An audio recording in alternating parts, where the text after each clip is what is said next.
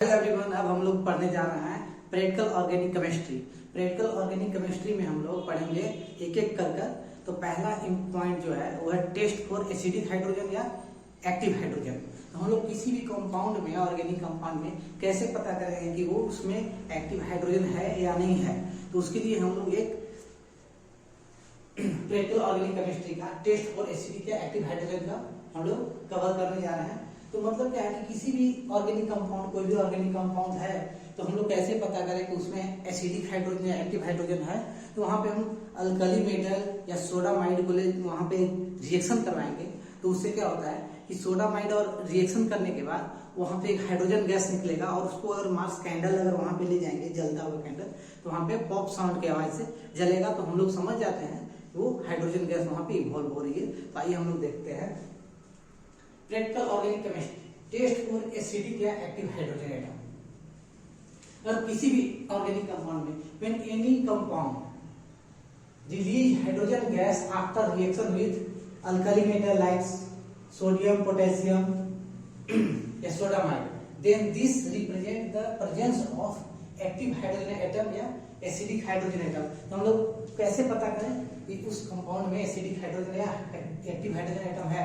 तो active hydrogen पता करने के लिए किसी भी ऑर्गेनिक कंपाउंड या एनी कंपाउंड में हम लोग क्या करता है कि those hydrogen atom which is attached with more electronegative atom like fluorine, oxygen, nitrogen, sulphur और sp कार्बन एटम है। तो वहां से जो भी हाइड्रोजन एटम अटैच होगा उस एटम से, तो वो hydrogen atom active hydrogen atom होगा।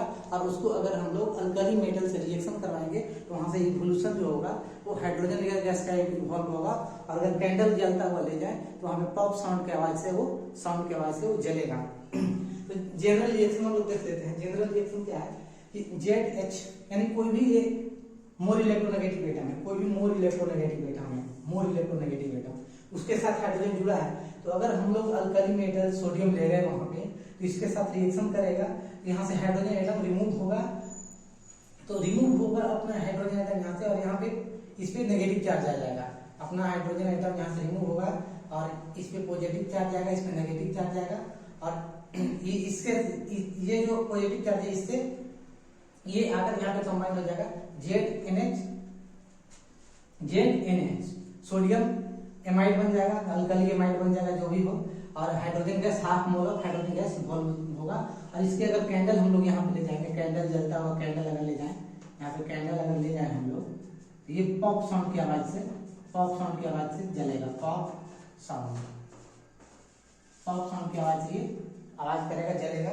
तो एक रिएक्शन देख सकते हैं अल्कोहल को अल्कली मेटल या पोटेशियम या सोडियम से रिएक्शन करवाएंगे तो RONA plus half mole of hydrogen gas evolve होगा।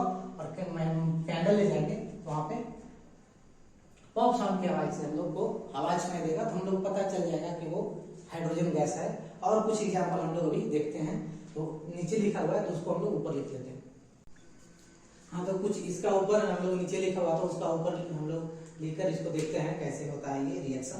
तो जैसे RSH को अल्कली मेटल से रिएक्शन करवाएंगे तो RS पर माइनस और Na प्लस, यहाँ पे half mole of hydrogen gas evolve हुआ और ये पॉप साउंड की आवाज से जलेगा।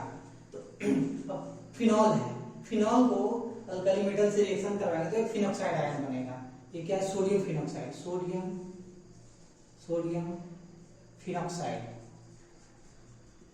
फिनॉक्साइड और plus half mole of hydrogen gas यहाँ से रिलीज होगा। SO3H को रिएक्शन करवाएंगे अल्कली मेटल से तो RSO3Na प्लस और half mole of gas release होगा। तो यहाँ पे देखिए, यहाँ पे ये पूरे कंपाउंड है, इसमें कितने एक्टिव हाइड्रोजन है। तो मोर इलेक्ट्रोनेगेटिव एटम से जो भी हाइड्रोजन एटम जुड़ा होता है वो एक्टिव हाइड्रोजन होता है। देखिए यहाँ पे sp3 कार्बन एटम से जुड़ा है। क्या है? ये sp3 कार्बन एटम है। sp3 बोल रहे हैं, sp कार्बन एटम है। sp कार्बन एटम है, ये कार्बन एटम है, sp कार्बन एटम। यहाँ पे ऑक्सीजन से जुड़ा हुआ है, मोर इलेक्ट्रोनेगेटिव है। यहाँ से भी ऑक्सीजन से जुड़ा है, मोर इलेक्ट्रोनेगेटिव, यानी कि 3 एक्टिव हाइड्रोजन है। यहाँ पे 3 एक्टिव हाइड्रोजन है। यहाँ पे रिलीज कितने होंगे मोल ऑफ गैस? तो 3/2 मोल ऑफ गैस रिलीज होगा यहाँ पे हाइड्रोजन गैस। अब यहाँ पे देखिए RC111CH। तो यहाँ पे मोर इलेक्ट्रोनेगेटिव, जबकि ये sp कार्बन आइटम है, sp कार्बन आइटम है, तो sp कार्बन आइटम का इलेक्ट्रोनेगेटिविटी बहुत ज्यादा होता है, और उससे जो भी कार्बन जुड़ा होता है, कार्बन से जो हाइड्रोजन जुड़ा होता है वो एक्टिव हाइड्रोजन होता है। और यहाँ पे सोडियम या पोटेशियम से रिएक्शन करवाने के बाद ये बन जाएगा RC111C- और Na+, और half mole of gas release यहाँ भी करेगा। ये एक एक्टिव हाइड्रोजन है। अब यहाँ पे ये अल्कीन है, अल्काइन है, ठीक है, अल्काइन ट्रिपल बॉन्ड वाले। यहाँ पे तो ये कार्बन आइटम जो है वो sp2 है, ये कार्बन sp2 है। sp2 है वो लेस इलेक्ट्रोनेगेटिव होते हैं, तो लेस इलेक्ट्रोनेगेटिव से सोडियम या पोटेशियम या सोडामाइड कोई रिएक्शन ही नहीं करेगा। यहाँ पे क्या नो रिएक्शन, यहाँ पे क्या होगा, नो रिएक्शन, नो रिएक्शन, यहाँ पे रिएक्शन ही नहीं करेगा। अब देखिए यहाँ पे ये ईथर ग्रुप आ गया, ये ईथर ग्रुप आया। ईथर ग्रुप में कोई भी मोर इलेक्ट्रोनेगेटिव एटम से हाइड्रोजन एटम अटैच ही नहीं है, यहाँ पे कोई भी एक्टिव हाइड्रोजन या एसिडिक हाइड्रोजन एटम नहीं हुआ, इसलिए भी नो रिएक्शन, कोई भी रिएक्शन नहीं करेगा, नो रिएक्शन। अब HCl को अगर सोडियम से रिएक्शन करवाएं, ये एक स्ट्रॉन्ग एसिड है, और सोडियम से रिएक्शन करवाएं तो यहाँ पे क्या होगा, यहाँ पे ये रिएक्शन कर जाएगा, यहाँ पे रिएक्शन कर जाएगा, क्योंकि वो एक्टिव जो एलिमेंट है सोडियम या पोटेशियम या सोडामाइड, तो यहाँ से HCl ये क्या है, मोर स्ट्रॉन्ग या स्ट्रॉन्ग एसिड है, स्ट्रॉन्ग एसिड कर दीजिए, स्ट्रॉन्ग एसिड, स्ट्रॉन्ग एसिड है, यहाँ से रिएक्शन करेगा तो इस पे प्लस चार्ज, इस पे माइनस चार्ज, और रिएक्शन करने के बाद ये आ जाएगा NaCl बना देगा, साल्ट बना देगा, और plus half mole of hydrogen gas यहाँ पे मूव हो जाएगा। तो यहाँ पे ये रिएक्शन कर लिया।